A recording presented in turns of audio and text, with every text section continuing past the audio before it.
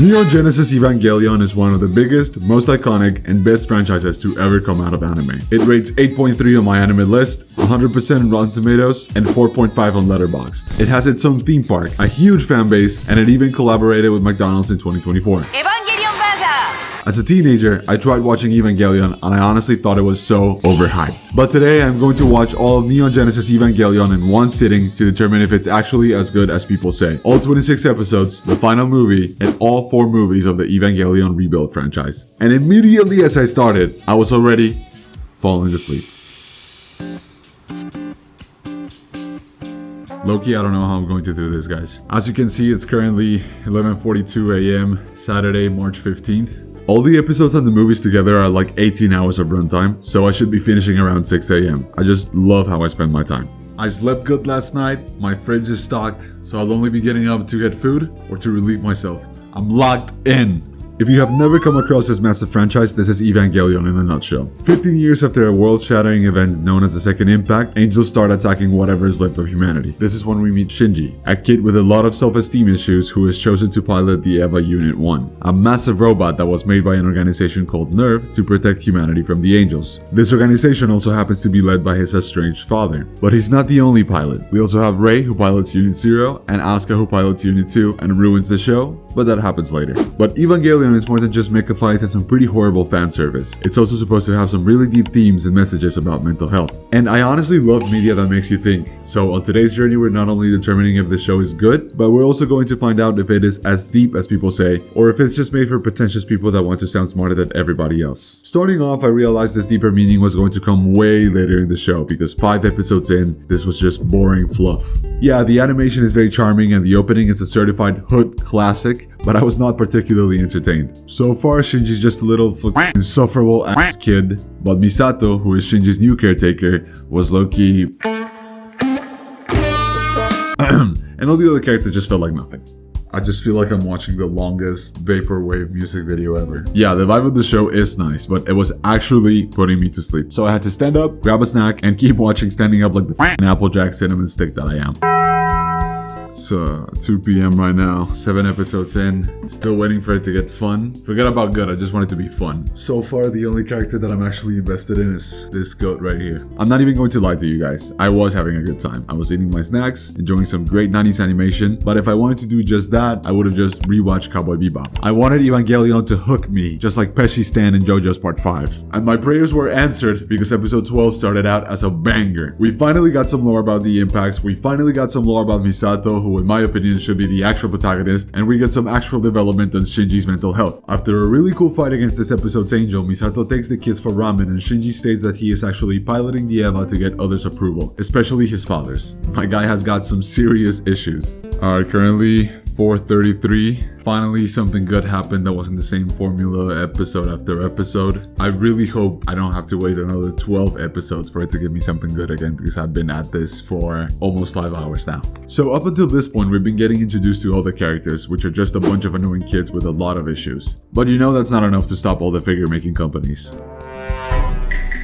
The craziest thing to me is that this show had a lot of horny moments, but they felt different than the regular fan service that you would see in other anime. It's just very uncomfortable to watch Shinji tackle these moments. I feel like bro's perception of human connection and sex is just really messed up. Thankfully, after 12 episodes, I can finally say that the story is getting layered slowly, episode after episode, in the best 90s anime fashion. I felt like we were getting somewhere. We've explored Shinji's relationship with his father, his inability to create good human connections, Misato's past as a survivor of the Second Impact, and the mystery of angels and Evas is slowly getting more interested as we go. I had to charge my camera, so I took it off the mount, but I finally reached episode 13, which is where I dropped it in high school. I am enjoying it a lot more this time, but I literally feel like I've been here for 3 business days. I was enjoying the show more, but it got a lot harder to get through episodes after the introduction of Asuka. What a horrible character, man. And what I hate the most is that I just know that that is the one people are thirsting on the most. What the f*** is wrong with everyone? Episode 15, nothing happened. No mecha fights, no weird shit. Well, maybe at the end, but Misato just goes to the bar and has a discussion with her ex. This has been my favorite episode so far. It's almost 6 p.m. My camera's still charging. I'm gonna go take a break and get some sunlight. After this episode, I feel like I was starting to understand what people say about the deeper aspects of the show. The scene with Misato and Kaji talking about their dead relationship had me more engaged than any other Angel Quickscope compilation. So far, the show has been really good at zooming into really intimate moments during a story that has such a wide scope as this one.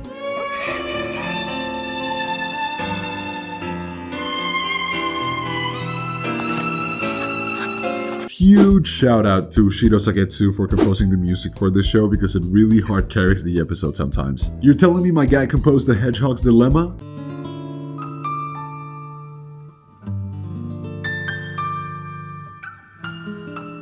Barefoot in the Park?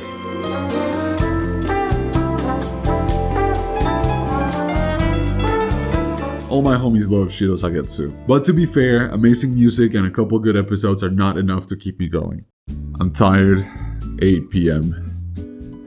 I'm about to start episode 20, so that means I'm like 2/3 into the show. It's honestly not amazing, but I feel like the plot of it's not the main thing. I feel like you need to be in a special mindset to enjoy these moments where maybe the story's not moving forward, but a lot is happening to the characters and a lot of the growth, development, all of these things. And I think that's pretty cool, but honestly, I am getting a little bit tired. It's been 8 hours now, and I'm still missing like another little bit because I'm missing 6 episodes and all the movies. Let's lock in once more. 8 hours into the show, I was low-key starting to get the hype. I had seen enough to understand why people like it. It had an engaging enough plot to keep people going, interesting enough character conflicts to keep people coming back, and it also has some of that old fan service for all the anime figure collectors. But right when I was starting to like it, is when sleep really kicked in.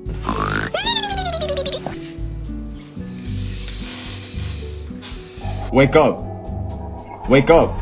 And we locked right back in. The next 10 episodes were just a cluster of really tragic events. In episode 16, Shinji gets sucked into a shadow that makes him have a breakdown inside the EVA. In episode 17 to 19, one of the only friends Shinji makes at school gets chosen as the 4th EVA pilot, and subsequently goes crazy and Shinji kills him, without knowing it was his friend piloting the EVA. And of course, bro loses his shit, which also makes EVA Unit 1 go crazy. And as it turns out, EVAs are not robots but something living inside the metal casing. In episode 20, it hits the fan. Misato's ex is a spy trying to take down Nerve. Shinji has another mental breakdown, but this time it's more of a reconstruction of himself. And this little motherfucker came out with the conclusion that people were nice to him because he piloted the EVA, so he had to keep doing it. Asuka's past is revealed, and it's so depressing, but it didn't make me like her anymore. And then Rei dies, and now there's many Reis. And then the Reis die? Shinji can't cry. The last angel shows up and it's another kid, the 5th kid. Bro rises up Shinji, so when Shinji kills him to fulfill his role, he has another breakdown. Forget what I said about this show making sense. This shit is so confusing. I'm going to go take a quick rinse to the face,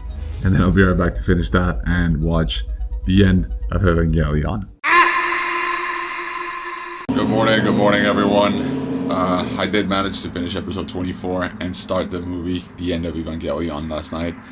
But I made it to the worst scene I've ever seen in my life and absolutely passed out. So I woke up a little bit ago, I took a shower, which I bet you didn't think that was possible after I watched Evangelion. It's currently 11:34 a.m., Sunday, March 16th. I still have to finish the end of Evangelion, episodes 25, 26, and all 4 rebuilt movies that have like the most stupid names possible.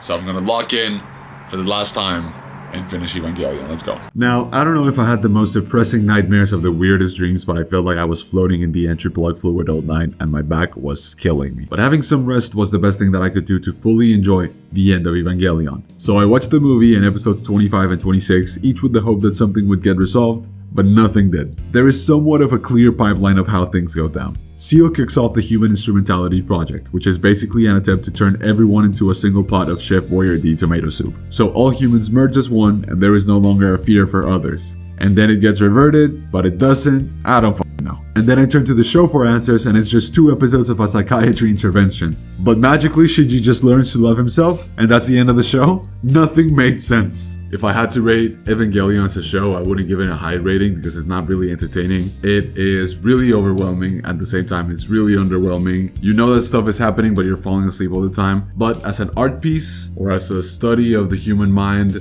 I think it's pretty awesome. But it is very open to interpretation, so I know that I'm going to have to either read about it, watch a video about it, or sit in my own thoughts to truly understand all the things that happen in this show. Thankfully, I guess, there were still 4 more movies for me to make sense of the story and feel like I didn't waste my time. Guess how delighted I was when I started the first Rebuild movie and it was the exact same story. I had to watch it again. But since I am a man of my word, I had accepted my fate and I was going to be trapped in this nonsense show forever now. All 4 Evangelion movies are basically a retelling, or I guess a rebuild of the original, and I hate myself for not catching that earlier. Sure, there are some changes here and there, some new characters, some new scene and scenarios, but I was just so burnt out at this point I couldn't process the same story from before, which I already didn't understand. Nonetheless, I watched all 4 of the movies, but my brain was mostly static for the majority of it. 10 p.m., 9:59, whatever. It took me all weekend, but I finally finished. I feel like I'm the shell of a person right now. I'm very confused and conflicted. Like I said, as I finished the anime, I really don't believe that this is a show that is supposed to entertain you. But the truth is that Neon Genesis Evangelion is a great work of art. I feel like I'm going to need several days to come to terms with all the things that I've just experienced, but I am really happy that I finally was able to experience this franchise. Still, I think that I chose the worst method to experience it, and I'm sure that I'm going to revisit it a couple years from now and space out the episodes a little bit more so I can get the most out of each moment instead of just cramming everything into my brain in 2 days. I guess to answer the question of is Evangelion for pretentious people, I would say not really, because there are a lot of really deep concepts in the show, and I feel no shame in saying that most of them just fucking flew over me like a plane, and I am going to do some research about it. But I also feel like a lot of it might just be the creator trying to make it more confusing than he needed to make it. I wish that the ideas and the plot that you begin with were more consistent to what you end with, but I understand that's not the main idea of this franchise, and I can appreciate that. As a final thought, Neon Genesis Evangelion is a great piece of media, a great work of art, but a very confusing piece of storytelling that I wouldn't recommend to everyone. If you've watched Evangelion and you feel like you understand some of it, please hit me up in the comments so we can start some conversation on this. I would love to get your input on whatever the fuck this show was. As always, it's been a pleasure having you here today. Don't forget to like and subscribe, and I'll see you in the next video. Bye bye.